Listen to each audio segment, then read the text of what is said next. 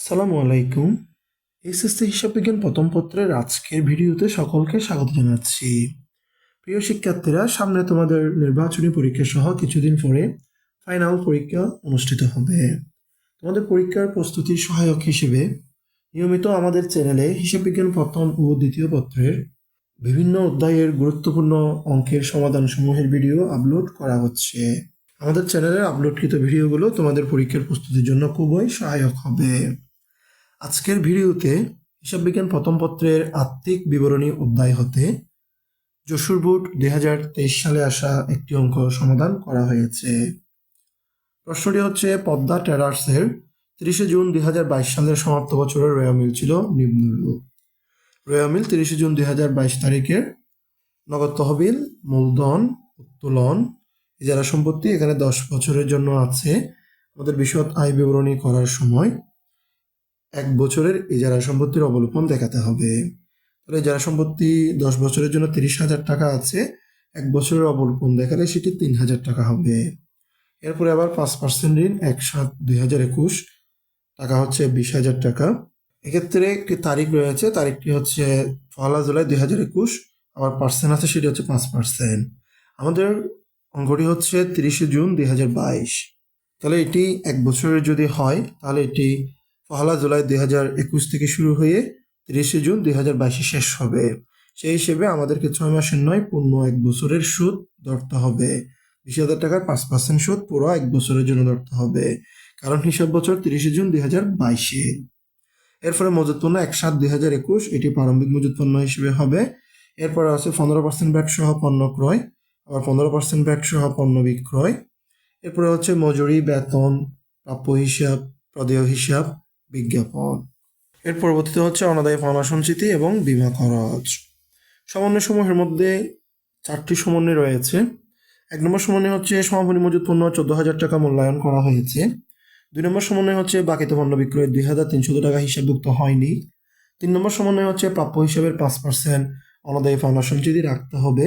আর 4 নম্বর সমন্বয় হচ্ছে বিজ্ঞাপন খরচের 2/1 পরবর্তী বছরের জন্য বিলম্বিত করতে হবে। তাহলে অর্ধেক হচ্ছে এ বছরের জন্য এবং বাকি অর্ধেক হচ্ছে পরবর্তী বছরের জন্য, যেটাকে বিলম্বিত করতে হবে। ক 3টি কাজের মধ্যে প্রথম কাজটি হচ্ছে ক নম্বরে ব্যাট চলতি হিসাব তৈরি করো। খ নম্বর কাজটি হচ্ছে মোট লাভ বা ক্ষতির পরিমাণ নির্ণয় করো। আর গ নম্বর কাজটি হচ্ছে 2022 সালের 30 জুন তারিখে সমাপ্ত বছরে মোট লাভ 30,000 টাকা ধরে নেট লাভ বা ক্ষতির পরিমাণ নির্ণয় করো। তাহলে এই 3টি কাজ সম্পন্ন করতে হবে। সমাধানে এসে ক নম্বরে পদ্মা ট্রেডার্সের ব্যাট চলতি হিসাবটি প্রস্তুত করা হয়েছে। এক্ষেত্রে চলমান যার চোখে একটি খতিয়ানের ঘর টানা হয়েছে। ব্যাট সহ ক্রয় ছিল, আবার ব্যাট সহ বিক্রয় ছিল। তাহলে তারিখ হবে 2022 সালের জন্য 30 তারিখ, অর্থাৎ হিসাব বছরের শেষ দিন। এক্ষেত্রে ক্রয় হিসাব লেখে ব্যাটের টাকাটা আলাদা করা হয়েছে। ব্যাট সহ ক্রয়ের টাকাটা ছিল 34,475 টাকা। তাই সেখান থেকে ব্যাটের টাকাটা আলাদা করার জন্য 34,475 টাকাকে 115 দিয়ে ভাগ করে 15 দিয়ে গুণ করা হয়েছে। তাহলে 34,475 টাকাকে 115 দিয়ে ভাগ করে 15 দিয়ে গুণ করলে টাকা আসে 4,497 টাকা। এটা ডেবিট পাশে বসবে, জেরের অধীনে গিয়ে ডেবিট পাশে বসবে। এরপরে একইভাবে জুনের 30 তারিখে বিক্রয় হিসাব লিখে বিক্রয় ব্যাটের টাকাটি লেখা হয়েছে। এখানে বিক্রয় সহ ব্যাটের টাকা প্রশ্নে আছে 51,750 টাকা। আবার সমন্বয়ের মধ্যে 2 নম্বর সমন্বয়ে বলা হয়েছিল বাকিতে বিক্রয় 2,300 টাকা হিসাবভুক্ত হয়নি, তাহলে সেটি সহ যোগ করতে হবে। যোগ করার পর যোগফলকে 115 দিয়ে ভাগ করে 15 দিয়ে গুণ করলে বিক্রয় ব্যাটের টাকাটি আসবে, সেটি ক্রেডিট পাশে বসবে।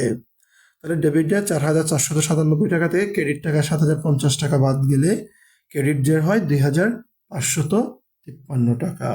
এটি হচ্ছে পদ্মা ট্রেডার্সের ব্যাট চলতি হিসাব। এরপরে খ নম্বরের কাজটি ছিল মোট লাভ বা ক্ষতির পরিমাণ নির্ণয় করা। মোট লাভ বা ক্ষতির পরিমাণ নির্ণয় করার জন্য পদ্মা ট্রেডার্সের একটি বিশদ আয় বিবরণী সম্পন্ন করতে হবে। এক্ষেত্রে শুধু মোট লাভ পর্যন্ত, অর্থাৎ আংশিক একটি বিশদ আয় বিবরণী সম্পন্ন করলে হবে। তারিখ হচ্ছে 2022 সালের 30 জুন তারিখে সমাপ্ত বছরের জন্য। এই বিশদ আয় বিবরণীর শুরুতে লেখা হয়েছে বিক্রয় 51,750 টাকা, এটি রোয়া মিলে রয়েছে। যোগ লিখিত বিক্রয় 2,300 টাকা, এটি সমন্বয়ে আছে। দুটি যোগ করে দিলে 54,050 টাকা হয়। আবার এটির মধ্যে ভ্যাটের টাকা অন্তর্ভুক্ত আছে, তাহলে বাদ ভ্যাট 54,050 গুণ 115/15, টাকা হচ্ছে 7,050 টাকা। ভ্যাটের টাকা 54,050 টাকা থেকে 7,050 টাকা বাদ দিলে 47,000 টাকা আসে। এটি হচ্ছে নেট বিক্রয়। এবার মোট লাভ বা ক্ষতি বের করতে গেলে নেট বিক্রয় থেকে বিক্রিত পণ্যের ব্যয় বাদ দিতে হবে। তাহলে নিচে রাখা হয়েছে বাদ বিক্রিত পণ্যের ব্যয়। বিক্রিত পণ্যের ব্যয় বের করার জন্য প্রথমে মজুত পণ্য, এটি প্রারম্ভিক মজুত পণ্য 1/7/2021 তারিখে টাকা হচ্ছে 10,000 টাকা। এরপর হচ্ছে ক্রয়ের টাকা হচ্ছে 34,475 টাকা। সেটার সাথে ব্যাট রয়েছে, এটি বাদ দিয়ে দিতে হবে 34,475, সেটাকে 115 দিয়ে ভাগ করে 15 দিয়ে গুণ করলে ব্যাটের টাকা আসবে 4,497 টাকা। 34,475 টাকা থেকে 4,497 টাকা বিয়োগ করলে 29,978 টাকা নেট ক্রয়ের টাকা আসবে। এরপরে এটার সাথে মজুরি, ক্রয় পরিবহন, এ জাতীয় খরচ যদি থাকে সেটা যোগ করে দিতে হবে। এখানে মজুরি আছে, সেটা হচ্ছে 4,000 টাকা। 10,000 টাকা, 29,978 টাকা এবং 4,000 টাকা যোগ করলে 43,978 টাকা আসছে। সেখান থেকে সমাপনী মজুত পণ্য বাদ দিতে হবে। সমন্বয়ের মধ্যে 1 নম্বর সমন্বয়ে বলা আছে সমাপনী মজুত পণ্যের মূল্য 14,000 টাকা। 43,978 টাকা থেকে 14,000 টাকা বাদ দিলে 29,978 টাকা আসে। 47,000 টাকা নেট বিক্রয় থেকে 29,978 টাকা বিক্রিত পণ্যের ব্যয় বাদ দিলে 17,022 টাকা বিয়োগফল আসে। এটি হচ্ছে মোট লাভের টাকা। খ নম্বরের কাজ ছিল অতটুকুই। আবার গ নম্বরে এসে 2022 সালে 30 জুন তারিখে সমাপ্ত বছরে মোট লাভ 30,000 টাকা ধার্য করে নেট লাভ বা ক্ষতির পরিমাণ বের করতে বলা হয়েছে। তাহলে এখন যেটি 17,022 টাকা মোট লাভ বের করা হয়েছে, এটি গ নম্বরের জন্য প্রযোজ্য হবে না। গ নম্বরে একটি নতুন মোট লাভ দেওয়া হয়েছে, সেটি হচ্ছে 30,000 টাকা। সেটি ধরে আরও একটি বিশদায় বিবরণী সম্পন্ন করতে হবে। তাহলে গ নম্বর সমাধানে পদ্মা ট্রেডার্স বিশদায় বিবরণী 2022 সালের 30 জুন তারিখে সমাপ্ত বছরের জন্য। তাহলে প্রথমে লেখা হয়েছে মোট লাভ, যেটি প্রশ্নে প্রদত্ত গ নম্বর কাজে রয়েছে, গ নম্বর প্রশ্নে, সেটা হচ্ছে 30,000 টাকা। এরপর এটা থেকে পরিচালন ব্যয়গুলো বাদ দিতে হবে। প্রথমে হচ্ছে বেতন ব্যয় মিলে 6,000 টাকা আছে। এরপরে আছে বিমা খরচ 525 টাকা, বিজ্ঞাপন 1,000 টাকা আছে। সমন্বয়ের মধ্যে 4 নম্বর সমন্বয়ে বলা আছে বিজ্ঞাপন খরচ 2/1 অংশ পরবর্তী বছরের জন্য বিলম্বিত করতে হবে।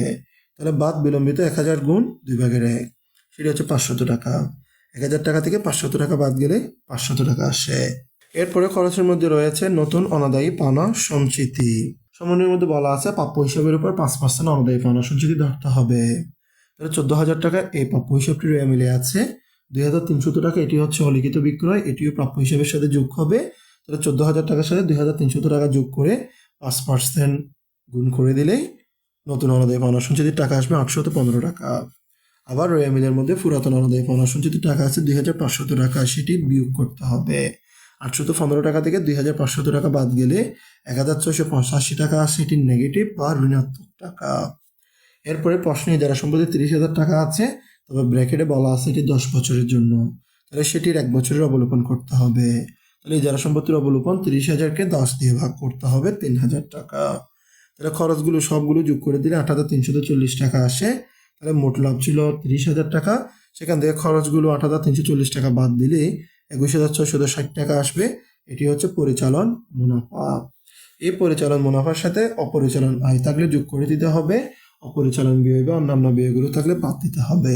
এখানে একটি অন্যান্য ব্যয় বা অপরিচালন ব্যয় আছে, সেটি হচ্ছে ঋণের সুদ। এখানে 20,000 টাকার একটা 5% ঋণ ছিল, এটির উপর সম্পূর্ণ বছরের সুদ ধার্য করতে হবে। কারণ এই ঋণটি নেওয়া হয়েছে 1/7/2021, আমাদের হিসাব বছর শেষ হয়েছে 30 জুন 2022। তাহলে বর্তমান হিসাব বছরে 1 বছরের সুদ ধার্য করতে হবে। তাহলে 20,000 টাকার 5% সুদ হচ্ছে 1,000 টাকা। 21,660 টাকা থেকে 1,000 টাকা বিয়োগ করলে 20,660 টাকা আসে। এটি হচ্ছে নেট মুনাফা। ক, খ, গ এই 3টি কাজ ছিল, 3টি কাজই সম্পূর্ণ করা হয়েছে। আমাদের ভিডিওটি দেখার জন্য সকলকে অসংখ্য ধন্যবাদ। আমাদের পরবর্তী ভিডিও দেখার আমন্ত্রণ জানিয়ে আজকের ভিডিও এখানেই শেষ করছি।